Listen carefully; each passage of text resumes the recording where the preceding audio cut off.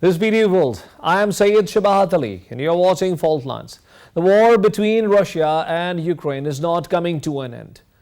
Despite all the efforts made by Russian side, they have not been able to conclude the war. Ukraine's resistance is increasing with each passing day. Recently, 2,439 Ukrainian soldiers surrendered to the Russian forces in the city of Mariupol.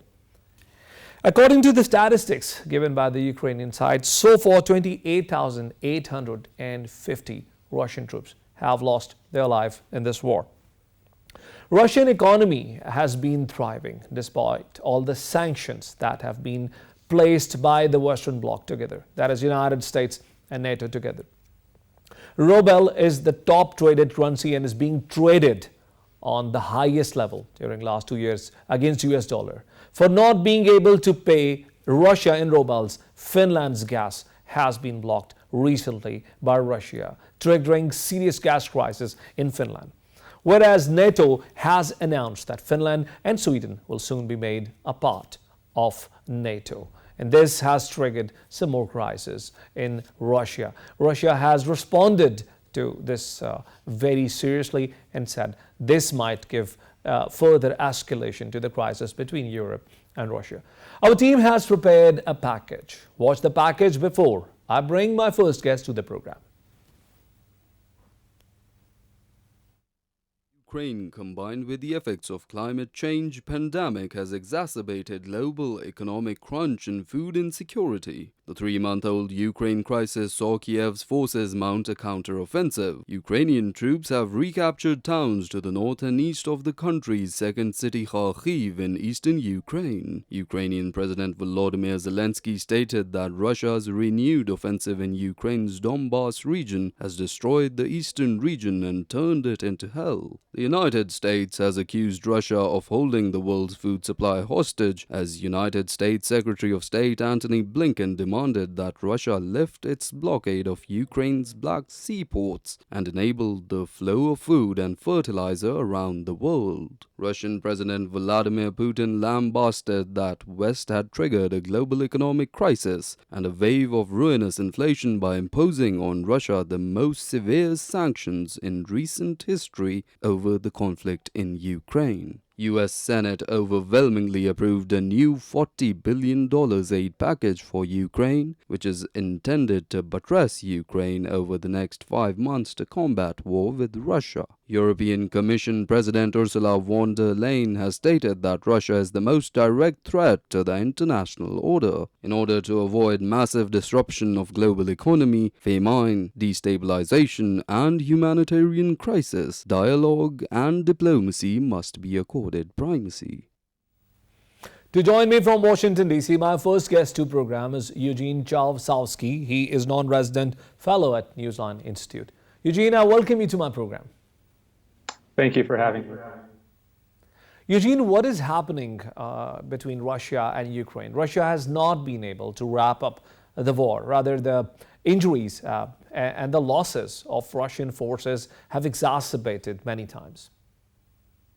Well, certainly Russia was not able to achieve the kind of swift military victory that it was hoping for when it launched the invasion back in February.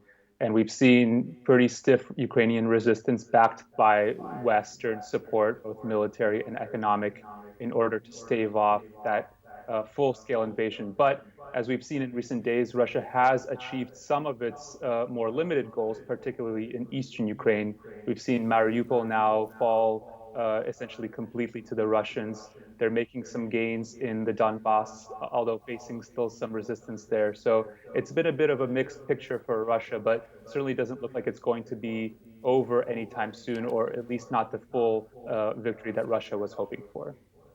And the figures that are coming from Ukraine about the Russian life losses are quite severe. According to the statistics shared by the Ukrainian Armed Forces, 28,850 Russian troops have lost their lives so far. How far do you believe these claims would be true? Because we haven't heard anything from the Russian side on part of the numbers. Right. I think certainly Ukraine has an interest in exaggerating the figures. It's difficult to say exactly how many Russian soldiers have died or how many casualties have been sustained. But certainly, I think it's a lot more than Russia had expected, and it's definitely in the thousands. Like I said, it's hard to give a precise number, but Russia has really faced a lot of attrition here in terms of the Ukrainian defenses, in terms of the logistical support that Ukraine has received from the West. So while the U.S. and NATO have made it very clear they won't be joining this conflict directly, they're certainly trying to make it as costly, both militarily and economically, for Russia as possible. Eugene, the United States is also considering to put some more sanctions on Russia because the previous sanctions have somehow not resulted the way United States would have expected. Ruble, as I was discussing in the first segment, in my introduction, is now being traded on a very high level. This is perhaps the highest level it has attained during last 2 years. Well, yes, I think from the ruble standpoint, it has recovered, but I wouldn't go so far as to say that the sanctions have not been effective in terms of weakening the Russian economy. It's predicted to decline by 10% this year, and a lot of the sanctions actually will only be felt belatedly in the coming months, especially when things like technology controls are concerned. We've seen some reports that Russia is having difficulty maintaining its military industrial complex because of some of these controls. So while the Russian economy, I don't think it's going to collapse completely anytime in the near future, we have seen that economic pain start to be felt, and it will probably only increase in the coming months. And Eugene, there are some other sanctions also under consideration from the US's side. Perhaps to put a cap on the fuel price that is being bought from the Russia. And if it happens, will it not further exacerbate the energy crisis in the entire world because countries are now collapsing under the burden of rising fuel prices? Right. The energy issue is one that's more complicated on the part of the West, and actually where Russia has proven to be more able to weather that storm. So yes, the EU and the US has already basically cut off Russian energy supplies, although it was much smaller volumes for the US. But the EU is having to reconsider its plans to have a complete embargo or phase out of Russian energy supplies because of the economic consequences of that. And now we even see the US basically calling for a fuel tax instead of a complete phase out just because of how it's impacted the global energy market. So currently, Russia is still getting a lot of energy revenues, even as Europeans are trying to diversify. And this is going to be one of those issues where it's more difficult for the West to squeeze Russia economically just because of how dependent the Europeans especially are on Russian energy. And Eugene, when we talk about energy crisis, we also realize that there are countries of Europe that have now to pay gas in ruble. Recently, Finland's gas has been blocked because Finland has not been able to pay Russia in ruble. What is the advantage of taking these payments in ruble? Because I believe Russia is running out of the foreign reserves that it had, and it requires more USDs and euros to trade with the rest of the world. So why Russia is insisting to be paid in rubles? So this is directly connected to the sanctions issue we just discussed because the US and the EU have placed sanctions on Russia's central bank and some of its foreign exchange reserves, especially dollars and euros. Russia is now insisting on getting paid in rubles so that those payments won't be subject to sanctions. So we've seen certain countries decline or resist such a mechanism, like Finland, like Poland. These are countries that Russia has cut off energy to. But we've also seen some countries trying to go around it. Germany, Austria, Italy, these are all states that are considering some form of mechanism in order to make the payments in euros and have those transferred over into rubles, because these countries are very dependent on Russia for energy and are essentially trying to do anything that they can to make sure that those supplies keep coming. They can diversify from Russia, but then you get into the issue of cost with inflation and much higher prices. So this is certainly a difficult issue for the EU to have a unanimous position on. And as you rightly pointed out, that there are differences, not only within the ranks of various nations of European Union, but also the consequences of all these sanctions against Russia are different for all these countries. So how far do you believe EU will be able to stand intact and together with regards to the decision making of the economics or trades with Russia? I think in a broader sense, we will see EU unanimity on sanctions. But when we get into the energy sector, that's when things get a little bit more complicated. But I think on the high level strategic issues, the EU and NATO countries have had a good track record of voting unanimously on the issues that really matter. Even on the security issue, now that we're seeing NATO looking to expand to Sweden and Finland, we've seen some resistance on the part of Turkey. Some negotiations are going on there. But I think ultimately on issues like that, the EU and NATO members do tend to come together at the end, albeit with some differences in interests as the negotiations proceed. You just mentioned Sweden and Finland. Don't you think that the hinting of inclusion of Finland and Sweden into NATO will not further, increase the crisis between or the tension in the region? Because this is the trigger point. This is what brought Russia to war. So, how wise do you believe this is to announce or to even hint the inclusion of these two countries that are bordering? I mean, Finland is bordering with Russia. Right. So I think from Russia's perspective, this certainly escalates the standoff between Russia and the West.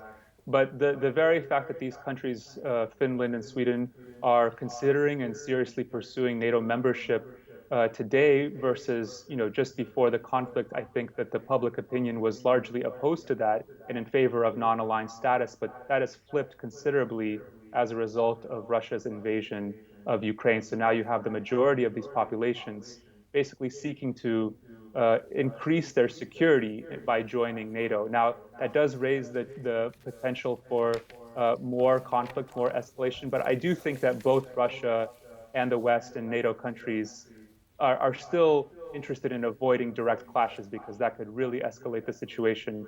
But yes, I mean, from at least Moscow's perspective, this does raise the risk threshold. And NATO is still taking this risk, which might just mean a spread of war to further parts of Europe. I think that's what they're looking to avoid in terms of the war spilling over into other countries. But the Russia's invasion of Ukraine has certainly made previously non-aligned countries more concerned that Russia could be taking further action. So essentially, they're doing this as a defensive move. But yes, as you mentioned, this does increase the risk anytime you have more of these types of activities happening in close proximity. Eugene, there's a very interesting statement by United Kingdom's Foreign Secretary Liz Truss, and she said that Moldova should be equipped to NATO's standard to guard it against possible Russian aggression. Do you actually foresee a threat to Moldova? Because right now, as you yourself said, war is not even over in Ukraine. So does Russia have a plan or apparently have a plan in future to, or is there a real-time threat for Moldova, or is NATO trying to flex its muscles further by fortifying its borders with Russia? I think it's more of the latter, but we did see early on in the conflict, and even in recent weeks, some spillover or some unusual activity in Transnistria, which is a breakaway territory in Moldova that's Russian supported. But I don't see Russia planning to launch another major invasion or include Moldova in the conflict, just because it's already faced a lot of resistance and casualties, as you mentioned earlier, in the Ukrainian conflict. But certainly Moldova, for its part, is concerned and wants more Western security support. And then, yes, the UK and other NATO countries want to make sure that it is able to receive such support. So unfortunately, we just have this spillover effect, not necessarily of direct casualties or direct conflict, but these countries in the borderlands, if you will, feeling the pressure and then wanting to join one alliance or the other in order to achieve their own security, perhaps even at the expense of the other side. I'm sure you must have read this news about Russia hinting to use Saturn II hypersonic nuclear missile against Britain. And what was said in that news item was that Russia is not happy with the United Kingdom not only supplying the weapons to Ukrainian forces that have increased the problems for the Russians, but also with the fact that United Kingdom is propagating the fact. They're telling this very courageously that it's them who are providing all these weapons. So what do you think are the chances of this war getting out of Ukraine and reaching some other parts of Europe? I still think that those chances are low, relatively low, although you can't exclude it entirely. So the threats that Russia has made against the UK, as you mentioned, or even the use of nuclear weapons, I think is largely intended as a rhetorical strategy in order to try to undermine Western support for Ukraine or to try to prevent that. That hasn't worked out so far. But I think for Russia to use such kinds of weapons, especially against NATO members, would dramatically increase the scale and the scope of this conflict, which, as I mentioned before, I still think it's both in Moscow and NATO's interest to avoid that. But the longer this goes on, it's unfortunately you can't rule out that possibility entirely. Thank you very much, Eugene Chavsovsky, for being guest in our program. Thank you, Shabahat. Ladies and gentlemen, this was Eugene Chavsovsky from Washington, D.C., speaks and writes a lot about the issues of Russia. And you just heard his comments about my questions. An important point that he has made is that despite the fact that ruble is thriving in terms of exchange rate because of the right policies adopted in terms of trade policies of Russia have been corrected in response to the sanctions, but he said that the Russian economy is not in good condition at the moment and is shrinking down with a pace of 10% a year. I'm now joined by Ms. Aisha Saeed. She's an independent research analyst based in Lahore and joining me over the phone. Ms. Aisha Saeed, I welcome you to my program. Thank you so much. Ms. Aisha, do I have you with me? Can you hear me? Yeah, I can hear you. Ms. Aisha Saeed, I welcome you to my program again. Thank you so much. Thank you. And we are discussing the problems between Russia and Ukraine that are further increasing, with Ukraine that has also that has announced that it has taken. There is a claim of 28,850 Russian soldiers losing their lives so far, which my previous guest believes is an exaggerated threat. But it remains to be a fact that Ukrainians have resisted beyond the expectations of Russia. What will you say about it? Exactly. I think Russia went into a war and was not expecting the kind of retaliation and resistance they've faced so far. It's, I think, one of the reasons why Russia has not been able to wrap up its war, because the kind of resistance they faced and support Ukrainians actually got in place of that was unprecedented, I think, and unexpected by everyone, I think. And what do you believe is the reason for this resistance going along? Do you think the military strategy of Ukraine was unexpected, or do you believe that the weapon supply by the West and NATO has reached them off late, and then they decided to divide the Russian military into splinters? What exactly do you believe is the reason for this delay? I think it's both. The Ukrainian resistance in terms of political, in terms of military support, both actually surprised Russia. Because one of the reasons is that it was supported obviously by NATO and U.S. allies, and the U.S. had been feeding Ukraine about certain movements, strategic movements by Russia. So it was kind of prepared for that kind of resistance that it has put up so far. Russia, on the other hand, was aiming more towards its strategic, strategic resistance against NATO. It did not expect to, go into military operations this early on, in my opinion. But they launched the war in just a couple of matter of hours, and that was, I think, one of the mistakes Russia made, that it went into a conflict without thinking how it would wrap up the conflict itself. Aisha, this all started with NATO deciding to expand itself to the border of Russia. And then we just saw how did it go so far. From February to this day, the entire world is suffering. Russia the most. Ukraine the most.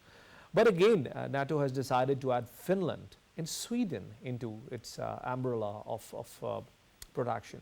Do you think this is a right time, or this is a right move? Is it not, asking Russia to do more against Europe? Will it not just cause further crisis into this region? It will definitely cause, further crisis in the region specifically.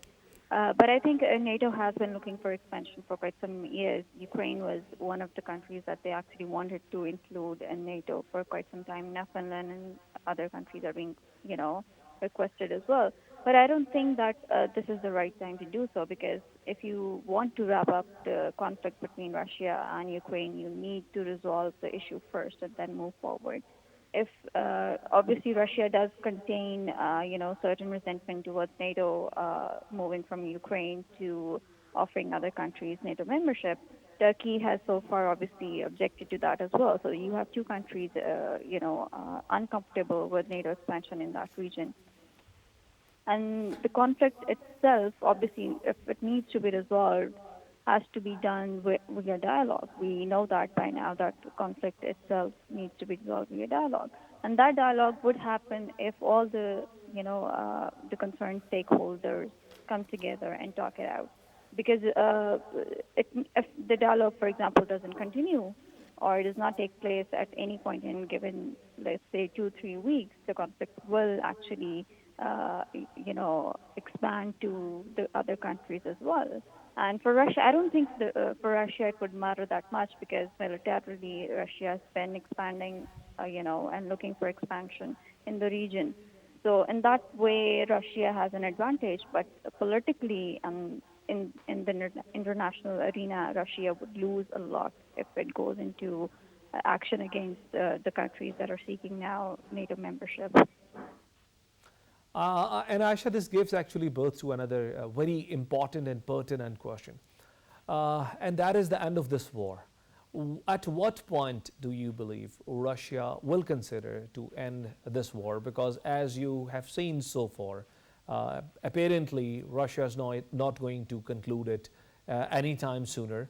And it has already delivered a very strong message to the other side that it has an ability to wipe out everything, despite the fact that NATO has tried to do whatever it could do possibly to stop Russia. So at what point do you believe actually Russia might consider to call it a day?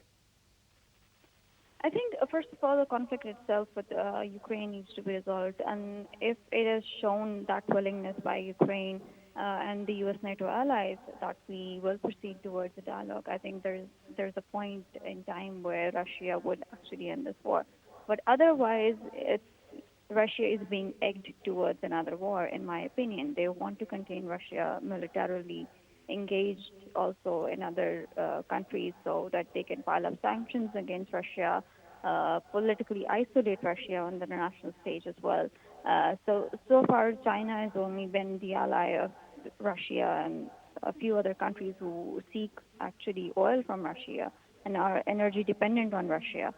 Those are the countries that have been, so far refraining from taking any harsh action towards Russia. So other than that, in my opinion, starting a conflict is actually easier than ending a conflict.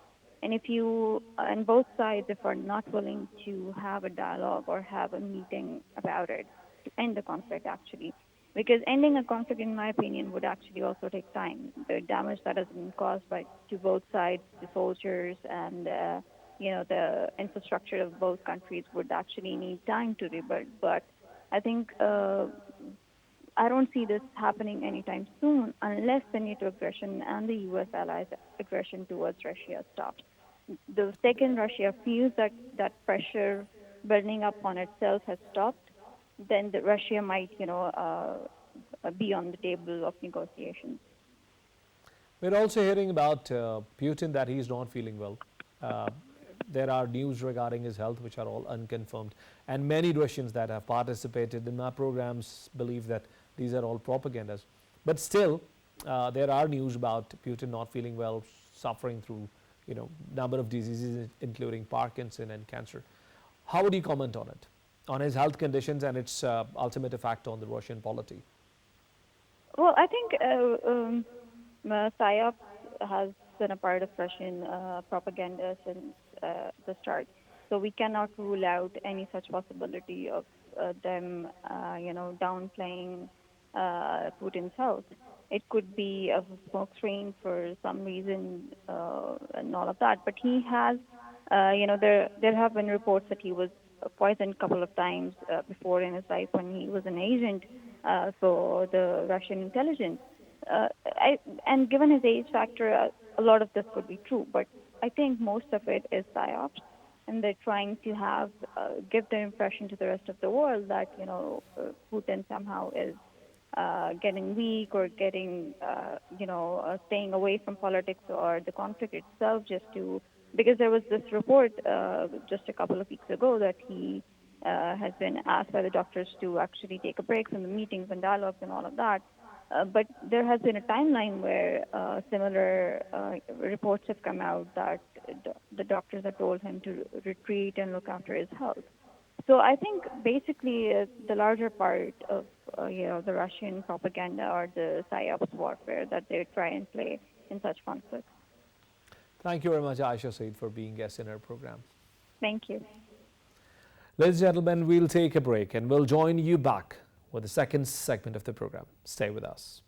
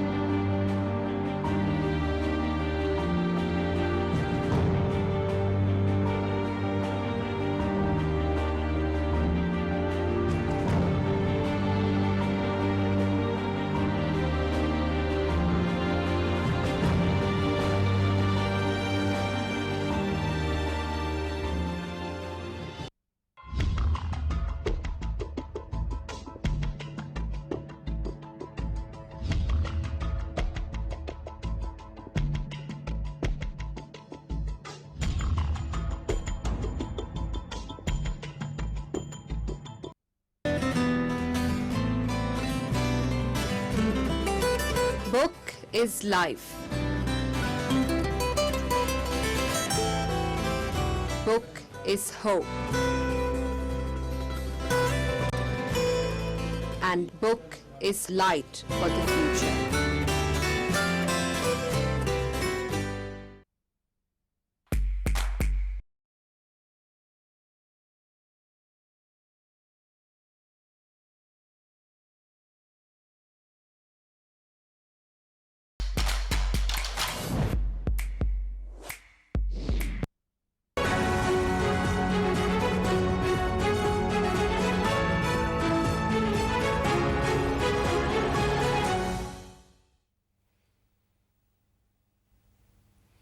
Welcome back. We talk too much about the war between Russia and Ukraine, and there are reasons for it, because this war is having consequences and impact on the countries that you might not even directly link with this region. And one country is Somalia. Somalia is an African nation that has the longest shoreline compared to any other country in Africa. It's a non-Arabic speaking member of Arab League. The country is caught in a bunch of crises together. On one hand, there is a terror organization, a terrorist group called Al-Shabaab. This group is making strikes against the people and the state, regardless of age or creed or religion. They're just killing innocent people one after another. On the other side is a severe drought, a famine that has devastated the entire country. According to World Food Programme, there are 6 million people on the brinks of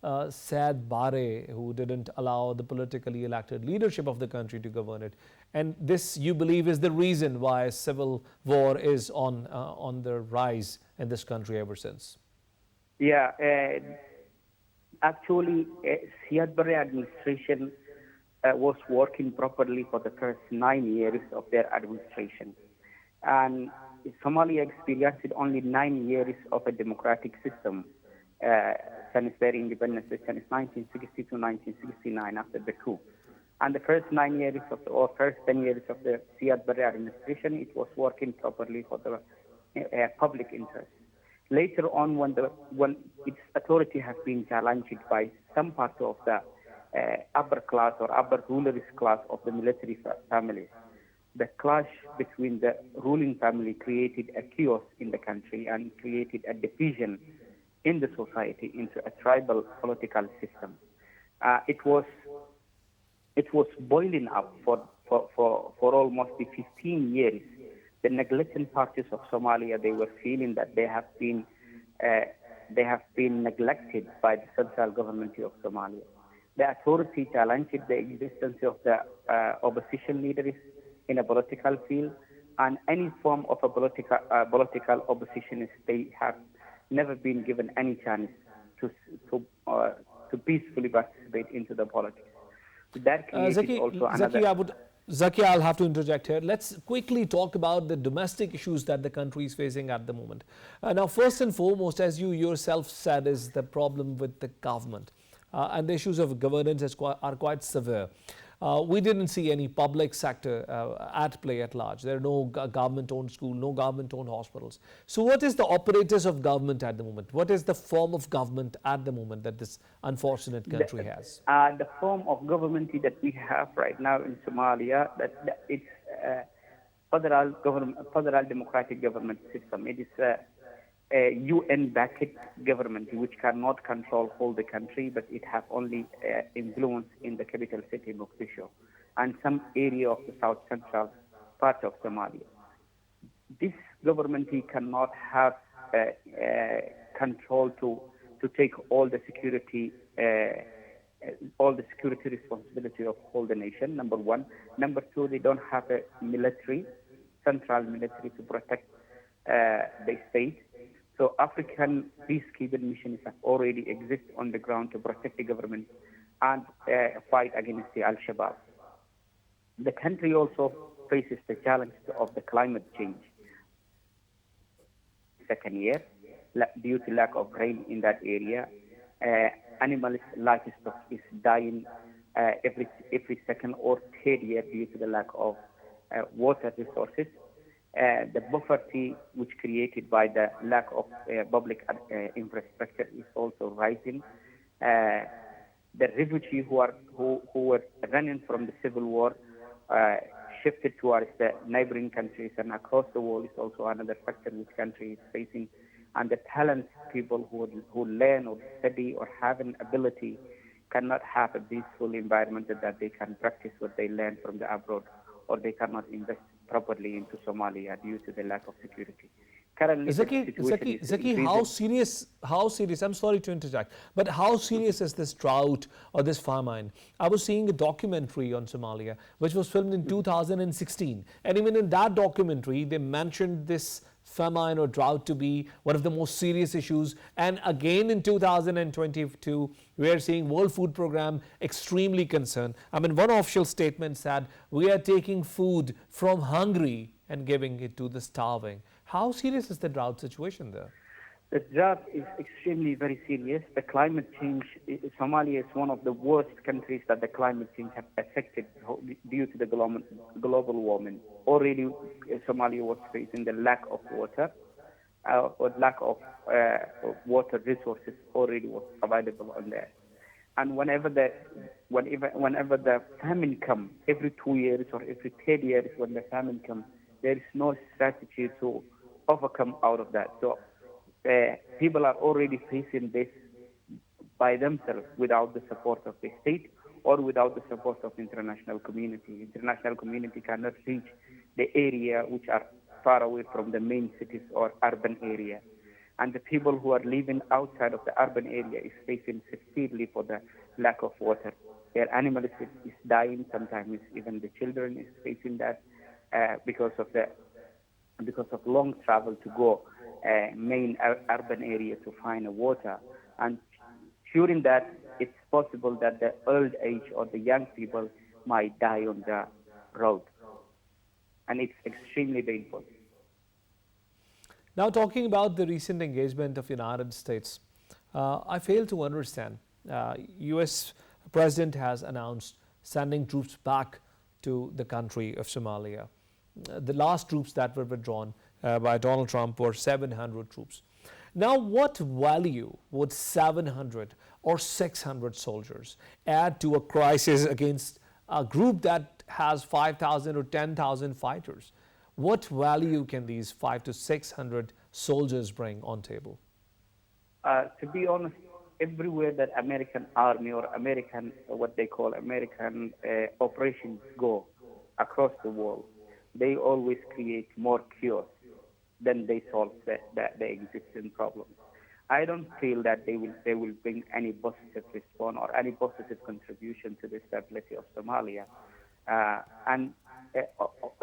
To be honest, their operational system is based on taking money from American government and send it into the African Union to continue their operations on behalf of American army. The African Union, who are already there as a peacekeeping, they are peacekeepers. They are not going operation against the Al-Shabaab. They are not fighting against the Al-Shabaab. They are just staying at their camp. They are taking their salary. They are enjoying whatever the time they have in Somalia. And sometimes if Al-Shabaab attacks some place, they are standing behind the Somali army. If Somali army fail to protect, then they are going to go for help. But it's very rare that they go for an operation to help any peaceful stability. It's just a formality. But Zaki, the role of African Union has also been highlighted as being negative. There are claims that they have held responsible, they have been blamed for acts of violence against the civilian, murders and even the allegations of rape. So they are not very well entrenched, not very welcomed by the local people. How would you add further to it? It's true. The local people are not welcoming by foreign armies existing at their home, even though most of the African Union armies, they are still doing somehow in very professional way to deal with the public. But there are some of them who are violent and going against even the peacekeeping mission principles. Sometimes they go for very fast driving into the public streets, which can kill the people or make accidents by force. And still there is no accountability. That is where the people are feeling the negligence from their own government. Their own government is not going to take accountability against the army who came to help the Somali government. That is one negligence. There are some allegations which still didn't come into the court. Rape allegations are there, like sometimes even kidnapping allegations are there. But that is somehow politically motivated. It's very rare it happens. And lastly, my last question is that do you believe that the Somalian government or military, with the support of Americans or with the support of other African nations, is in any position to fight against Al-Shabaab? Or do you believe Al-Shabaab to further thrive from this point onward because of the economic and administrative situation of the nation? In my opinion, Al-Shabaab can be overcome if the local army or local police Somalis have been given the priority of support, financial support, or a military support, or equipment support. They can dominate or they can eliminate even Al-Shabaab. The problem is that the countries which are helping, including America and United Nations and African Union, they are not directly supporting the Somali army. They are supporting the African Union army, who are working as a peacekeeping and doing nothing at all in my country. That's the main challenge we are facing. Thank you very much, Ahmed Zaki, for being guest in our program. Welcome. Ladies and gentlemen, this was Ahmed Zaki, and he was telling us about Al-Shabaab. He believes Al-Shabaab is not an organization that cannot be controlled, provided with commitment, provided that the government really takes up the challenge, really takes up the bull by the horn. But the starvation, the poverty, and the hunger that the people of Somalia are fighting against, which has been further exacerbated by the war between Russia and Ukraine, is something that is going to claim more lives. We'll join you tomorrow again with another program. And until then, Allah Hafiz.